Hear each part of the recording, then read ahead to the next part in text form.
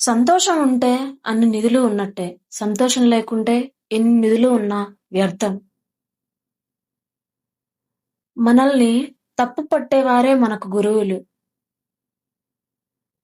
పక్కవారిలో ఎప్పుడు మంచినే చూస్తుంటే దుఃఖం మన దగ్గరికి చేరదు. చితి నిర్జీవులను కాలుస్తుంది. చింత సజీవులను దహిస్తుంది. కష్టాలు ఒంటరిగా రావు. అవి అవకాశాలను వెంట తీసుకువస్తాయి. కోరికలు పెరిగే కొద్దీ ఆనందం తగ్గుతుంది. ఒకరితో ఉన్న బంధం తెగిపోవాలంటే వారి వైపు వేలెత్తి చూపితే చాలు. హుందాగా తప్పులు అంగీకరించే పెద్ద మనస్సు చాలా మందికి ఉండదు. మనం తప్పులు చూపిన వెంటనే వారు కూడా మనలో తప్పులు వెతకడం మొదలు పెడతారు. తప్పులు మాత్రం చూస్తూ ఉంటే బంధం ఎలా నిలుస్తుంది? నన్ను సుఖపెట్టాలి అంటే చీర విప్పేయడం, రవికను చించేయడం కాదు.